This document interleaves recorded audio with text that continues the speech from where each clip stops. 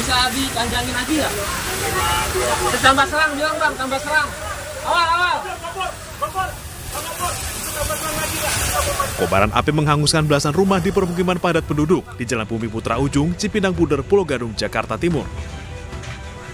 Petugas pemadam kebakaran berusaha mengendalikan api yang diduga berasal dari salah satu rumah di ujung gang. Pemadaman berlangsung selama 1 jam dengan 10 mobil pemadam kebakaran.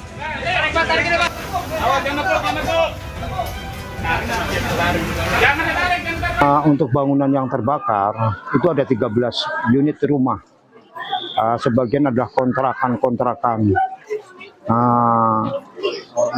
Awal daripada kebakaran itu adalah dari listrik ya. Listrik menyambar kompor karena rumah-rumah padat penduduk. Terus ada korban Pak dalam peristiwa? Untuk korban ada 3 seorang anak dari anak Pak Edi dan Ibu Lita.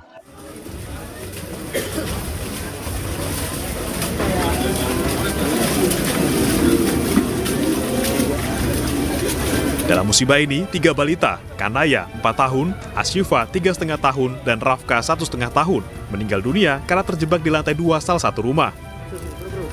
Saat kejadian, ketiga korban sedang tidur dan tidak sempat diselamatkan. Antar temenin aja.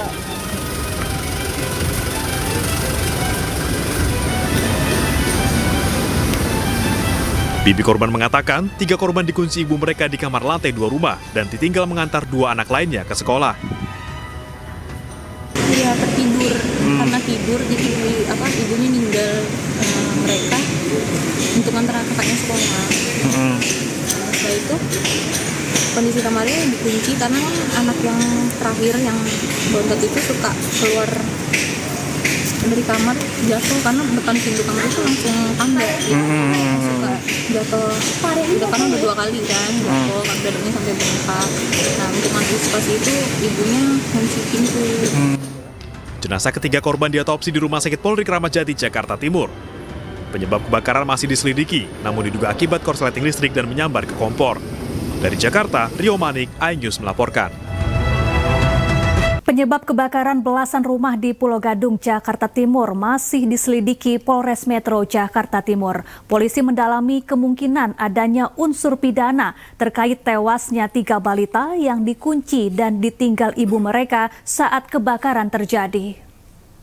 Dilakukan olah TKP sudah di status quo, sudah diamankan, kemudian masih dilakukan menunggu proses pendinginan dan nanti selanjutnya akan dilakukan olah TKP dan dilakukan pemeriksaan secara laboratoris bekerjasama dengan rekan-rekan dari Puslap 4 Baris Krim Polri. Saat ibu korban menjemput anak-anaknya ini di SD Cipinang, itu kamar korban itu dikunci ya, dikunci agar anak-anak ini tidak keluar karena takut anak-anak ini terjatuh dari lantai 2 karena rumah dalam keadaan kosong. Inilah yang akan dilakukan pendalaman oleh rekan-rekan dari Satreskrim Polres Metro Jakarta Timur dan Polsek Pulau Gadung untuk mendalami apakah ada dugaan peristiwa pidana atau tidak. Perkantoran pemerintahan Kota Pekanbaru Riau terbakar Jumat siang. Selain membakar bangunan, api juga melahap sebuah mobil.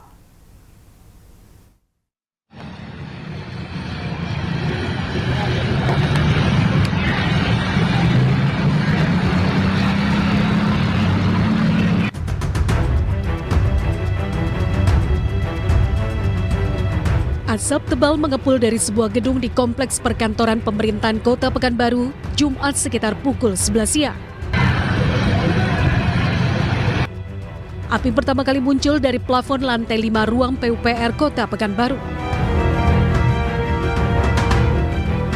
Api kemudian membesar dan menjalar ke lantai 4 dan lantai 3.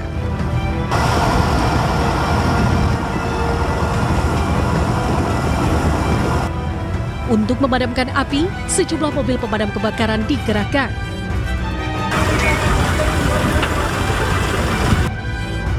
Petugas harus menggunakan kren karena gedung yang terbakar cukup tinggi.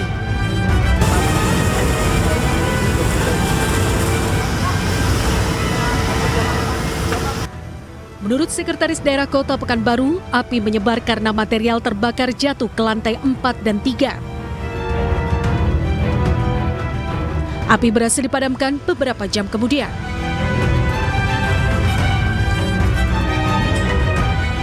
Belum diketahui secara pasti penyebab kebakaran, namun gedung perkantoran tersebut sedang dalam perbaikan AC dan pengecatan.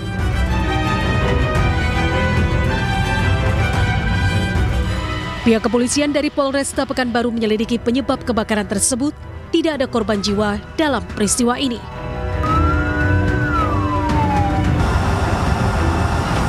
Dari Pekanbaru Riau, Indra Yosrizal, iNews melaporkan. Pemirsa, korban penganiayaan sadis di acara komunitas Vespa di Bogor, Jawa Barat terluka parah dan mengalami kebutaan. Sementara pelaku masih diburu polisi.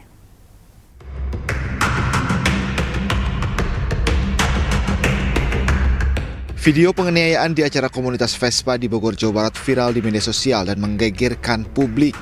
Peristiwa bermula saat korban dan pelaku cekcok diduga gara-gara cemburu. Dengan keji, pelaku melukai kedua mata korban hingga terluka parah.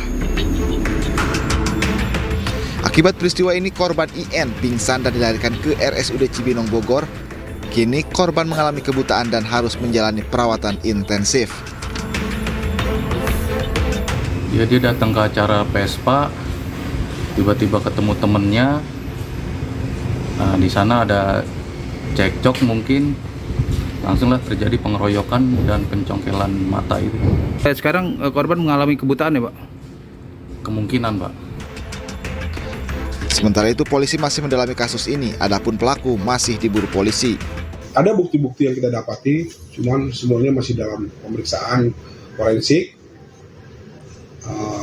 Inafis Polres Bogor, mudah-mudahan ada petunjuk untuk arah tersangka. Itu dari kami. Mudah-mudahan. Untuk saksi berapa orang nih? Sementara saksi yang diperiksa baru 2, cuman untuk saksi yang mengarah ke sana belum ada, hanya saksi pelapor dan keluarga saja. Keluarga korban berharap pelaku segera ditangkap dan dihukum berat. Dari Bogor, Jawa Barat, Wildan Hidayat, iNews melaporkan. Polisi membantah ada motif asmara di balik pembunuhan gadis penjual gorengan di Padang Pariaman, Sumatera Barat. Kapolda Sumatera Barat mengatakan motif pembunuhan murni karena tersangka berniat ingin memperkosa korban.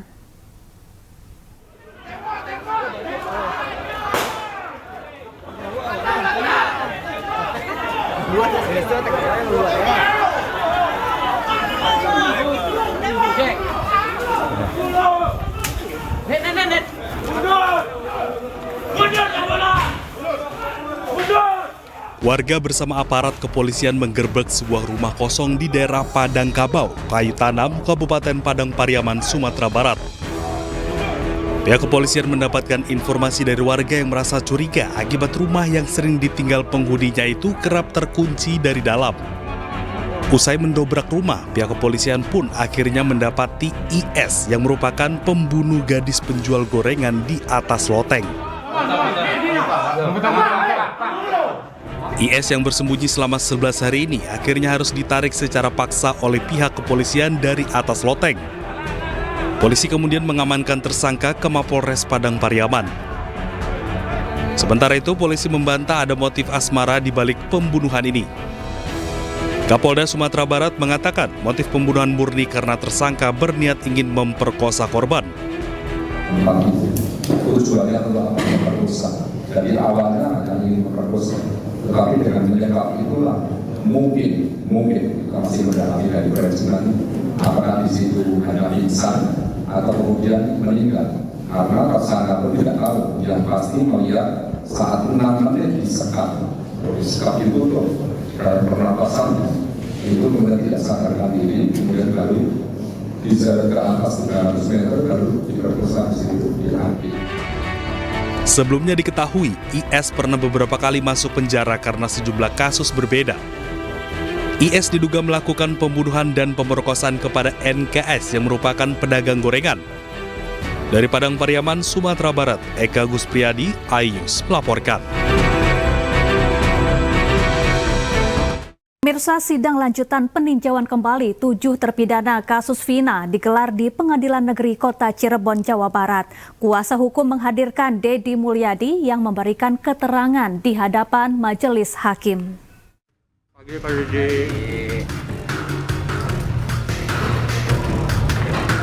Tokoh Jawa Barat, Dedi Mulyadi tiba di Pengadilan Negeri Kota Cirebon Jumat siang untuk memberikan keterangan sebagai saksi di sidang lanjutan peninjauan kembali terpidana kasus Vina.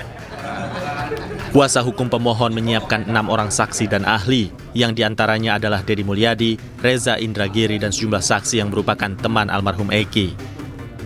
Dedi Mulyadi memberikan keterangan terkait aktivitasnya menelusuri penyebab utama kematian Vina yang mencuat sejak viralnya kasus ini.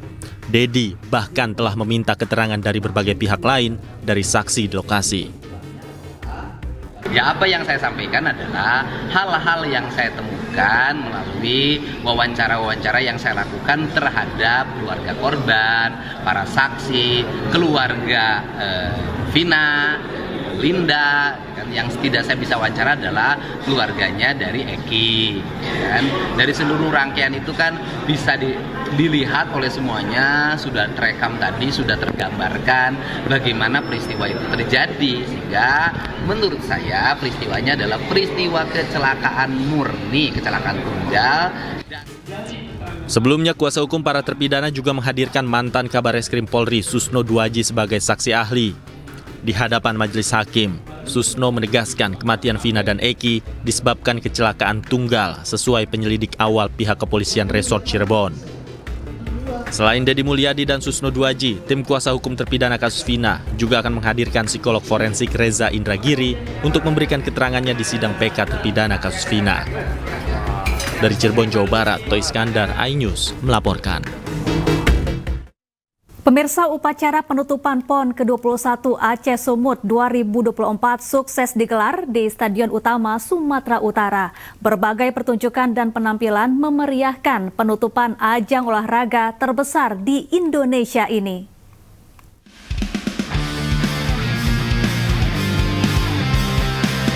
Setelah melalui serangkaian pertandingan dan kompetisi sengit yang melibatkan ribuan atlet setanah air, PON ke-21 Aceh Sumut 2024 mencapai puncaknya. Closing ceremony PON ke-21 Aceh Sumut 2024 digelar megah di Stadion Utama Sumatera Utara Jumat malam. Tak hanya disaksikan masyarakat luas, closing ceremony juga dihadiri Menko PMK Muhadjir Effendi serta sejumlah pejabat negara. Pertunjukan budaya yang memukau, tarian multi etnis, hingga pesta kembang api memberiakan upacara penutupan perhelatan olahraga terbesar di Indonesia ini. Tak ketinggalan, penampilan artis ibu kota mampu menyihir para penonton baik yang hadir langsung maupun dari layar kaca. PON ke-21 Aceh Sumut 2024 tidak hanya menghasilkan medali dan prestasi, namun juga kenangan tak terlupakan bagi para atlet, pelatih, dan penonton yang terlibat. Kesuksesan PON ke-21 Aceh Sumut 2024 diharapkan menjadi inspirasi bagi provinsi-provinsi lain yang akan menjadi tuan rumah PON selanjutnya. Kedepannya, PON juga diharapkan terus memupuk semangat persatuan, sportivitas, dan kebanggaan nasional di antara para atlet dan masyarakat Indonesia dari Sabang sampai Merauke. Dari Deli Serdang, Sumatera Utara, tim iNews melaporkan. Kontingen Jawa Barat menutup PON ke-21 Aceh Sumut sebagai juara umum. Jawa Barat memuncaki klasemen akhir perolehan medali dengan 195 medali emas dari total 538 medali.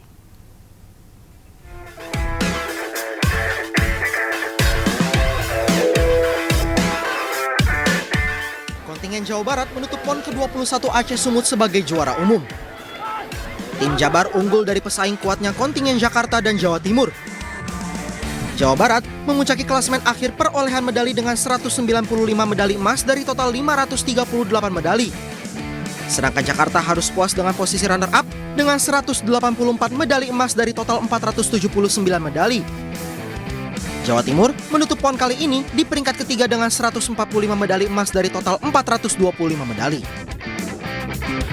Ini menjadi ketiga kalinya secara beruntun Jawa Barat keluar menjadi juara umum PON. Pada 2 edisi sebelumnya di kandang sendiri dan di Papua, kontingen Jawa Barat juga keluar sebagai yang terbaik. Tim Liputan iNews melaporkan.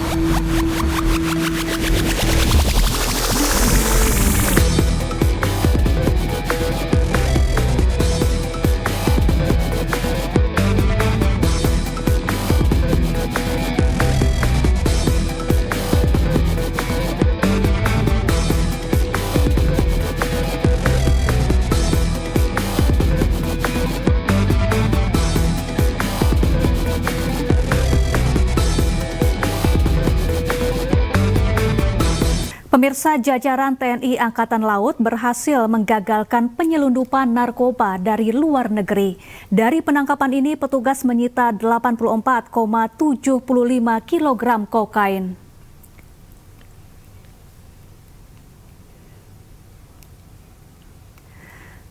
Pengungkapan penyelundupan narkoba berawal dari adanya kecurigaan anggota TNI AL terhadap benda mengapung di perairan Pulau Berhala.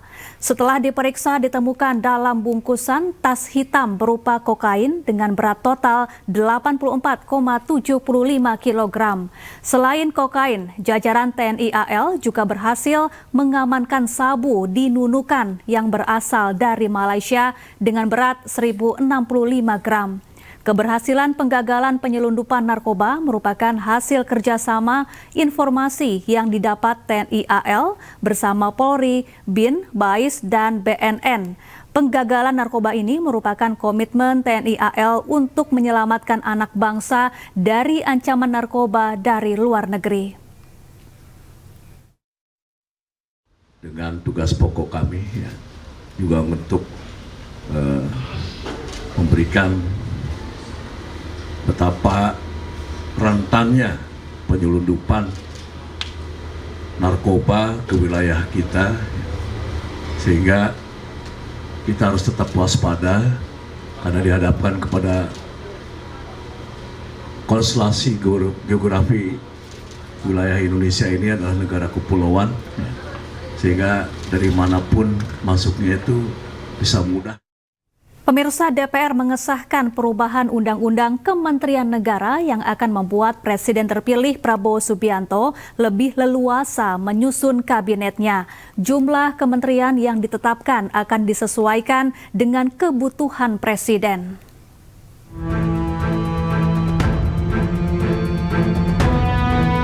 DPR mengesahkan perubahan Undang-Undang Kementerian Negara. Salah satu poin yang disahkan adalah pasal 15, yakni jumlah kementerian yang ditetapkan disesuaikan dengan kebutuhan Presiden. Artinya, tidak akan dibatasi hanya 34 institusi saja, bisa lebih. Dengan hasil ini, Presiden terpilih akan lebih leluasa menggunakan hak prerogatifnya menyusun kriteria kabinet. Itu adalah hak prerogatif daripada Presiden terpilih. Nah, beliau pada saat ini memang berkonsentrasi untuk menuntaskan nomenklatur, menuntaskan jumlah, dan menuntaskan kriteria yang akan mengisi kabinet yang akan datang. Meski begitu, sejumlah pihak meyakini Prabowo Subianto tetap akan prioritaskan zakon kabinet atau kabinet dari kalangan ahli dan profesional. Pertama kali akan memprioritaskan bagaimana interdeliver. ke rakyat gitu. Jadi untuk bisa menyajikan sebuah janji-janji politik, visi misi yang pernah dijanjikan itu, Pak Prabowo memprioritaskan apa yang dinamakan zakon kabinet tadi gitu. Tapi tetap saja, kabinet harus mendapat dukungan politik dari parpol pengusung. Mau tidak mau, seprofesional apapun kabinet yang dibentuk, kalau tidak mendapatkan dukungan politik, itu akan sulit. Sebelumnya Presiden ke-6 Republik Indonesia Susilo Bambang Yudhoyono menyambangi Presiden terpilih Prabowo Subianto pada Kamis 19 September 2024. Pertemuan antara SBY dan Prabowo berlangsung tertutup selama 1 jam lebih. Nampaknya kehadiran SBY di kediaman Prabowo juga kemungkinan berdiskusi mengenai kabinet ideal yang menyesuaikan dengan perubahan undang-undang. Lantas, apakah Presiden terpilih Prabowo Subianto sudah menyusun final kabinetnya? Tim Liputan iNews melaporkan.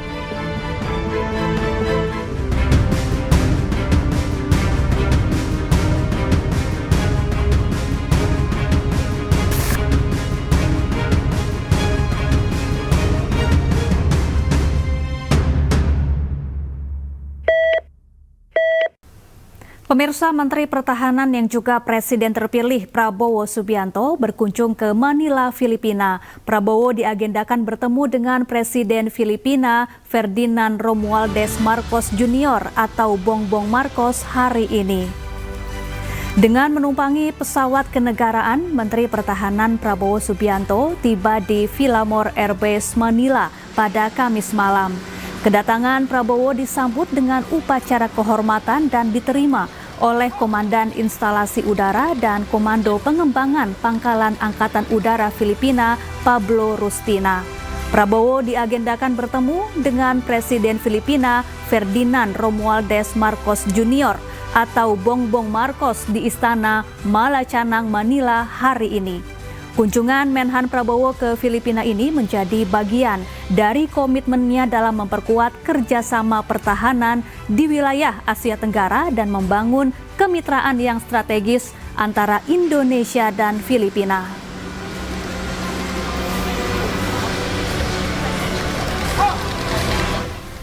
Presiden Joko Widodo bercerita tentang adanya bisikan hati-hati digulingkan saat Indonesia hendak mengambil alih PT Freeport pada 2018 lalu. Hal tersebut diungkapkan Jokowi saat berbicara tantangan hilirisasi dalam pembukaan Kongres Ikatan Sarjana Ekonomi Indonesia di Surakarta, Jawa Tengah, Kamis kemarin. Bapak Ibu sekalian yang saya hormati, pada posisi normal, pada posisi dunia normal, kita tidak mungkin melakukan ini. Pasti akan dicegat oleh negara-negara maju. Pasti itu. Bahkan waktu akan mengambil Freeport saja, banyak yang membisiki kepada saya, Pak, hati-hati, Papua bisa lepas. Pak, hati-hati, Bapak bisa digulingkan. Pak, hati-hati. Jadi hilirisasi ini bukan barang yang gampang. Karena Freeport sendiri sudah 55 tahun beroperasi, nggak pernah mau membangun yang namanya smelter. Karena yang di sana itu bukan hanya tembaga. Ada barang yang lain yang harganya lebih tinggi, yaitu emas. Nah, nanti kita punya smelter sendiri di Gresik, tahu kita berapa ton emas setiap tahun yang hilang dari tanah air Indonesia selama 50-an tahun. Perkiraan saya per tahun mungkin 40 sampai 50 ton. Baru perkiraan, nebak-nebak. Tapi nanti kalau sudah berproduksi baru kita tahu betul, oh ternyata ada emasnya sekian ton per tahun. Jadi kalau tadi bisikan ke saya ya karena barang yang tadi saya sampaikan.